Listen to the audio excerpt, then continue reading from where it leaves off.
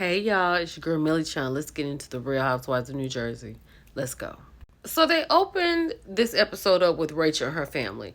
Rachel has some real life stuff going on, right?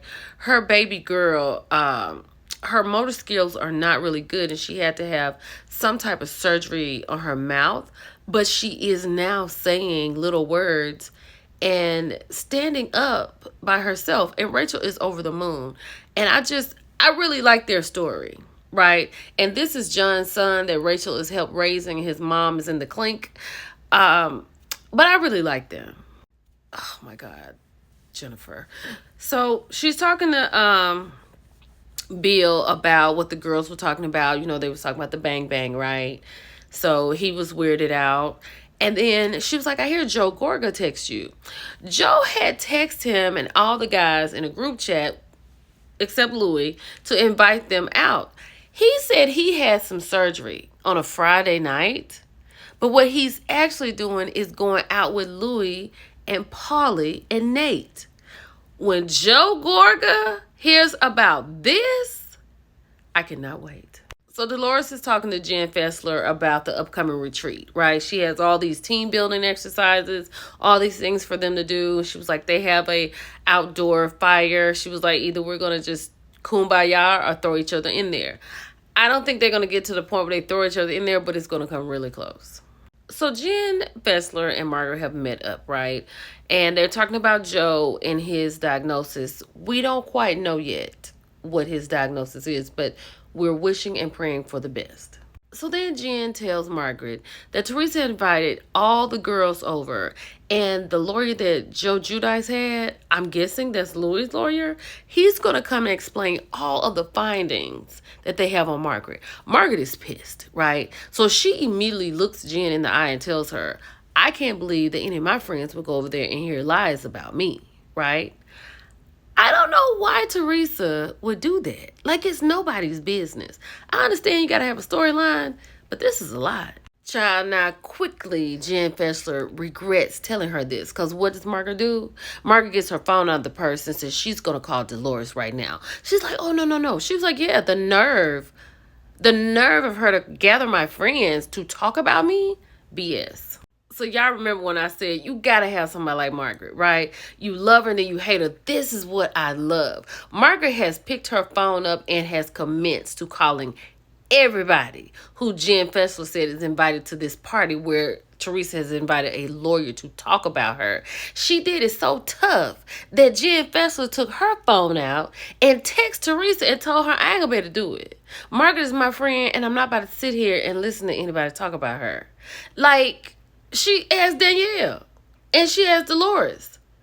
I love this. This is the type of foolishness and carrying on I love. So Joe has put together a guys' night. I absolutely love Joe Gorga. I just love him. Now over here, Louis' house, this is Louis' dad right here. He's going to be part of the guys' night. Teresa comes in and she lets her new father-in-law know that she has a friend who has been talking ill about her. Now that Louis' court case is over, this is why she wants to hold a meeting with the ladies so she could talk about what she couldn't talk about before. So this is the headline. Real Housewives of New Jersey star Teresa Giudice's husband, Luis Reales, wins legal battle. Obsessed ex-fiance denied restraining order. So it's over. So now she can talk about it. So the guys are taking shots, and I'm so glad to see Frank. I love Frank. So this is Louis' little group that he's gathering. It's like a B-list group, but Joe Gorga has the A-list group at his house. I like that one much better. Louis, a lot of perks married to Teresa, right? He's down here in his podcast room, I'm guessing. His man cave, he calls it. So he has the guys making videos for their wives or girlfriends. So he makes his to Teresa, Bill, who I feel like could care a little less about Jen. And then Paulie makes one, not for his wife, but for his girlfriend, Dolores. He's still married. Let's keep going. I know it's hard for Joe to get over this situation with Teresa and Louis because Joe and Teresa are the only two left on the planet for their family, right? Their parents have gone. It's just him, her, and their prospective families at this point. But Joe's gonna have to just kind of pull back. Like, he's having this fantastic party and he's talking about how Louis has done him wrong after 2 months. Joe, talk to somebody. So this is the party where I would like to be, right? They're playing poker. These have to be tomahawk steaks on the grill. Like, Joe Gorga does it like no other. Then they're taking bone marrow shots. I've never heard of such a thing. They cooked the bone marrow on the grill, and now they're drinking Tito's out of the bone marrow. Then as they're sitting down, Joe Fuda grabs his throat. Like, I don't know what it is. I can't breathe.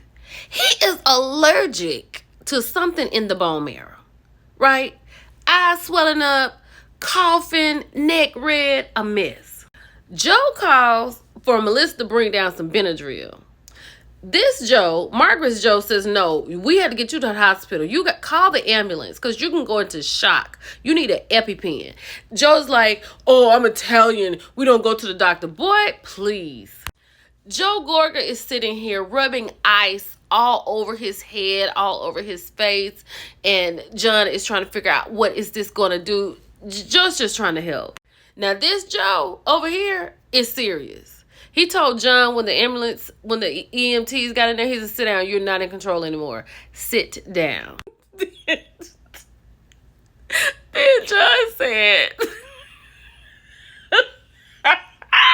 John said, I'm Italian. We use Vicks. Vicks Vapor Rub. John, sir, they had to bring oxygen and hook him up to some oxygen, and he's going to be okay. But that Vicks, that took me out. Child, so Dolores is coming here talking to Polly. First of all, Polly told her about their boys' night. Nobody got drunk or anything, and they were making like love videos for their ladies, right?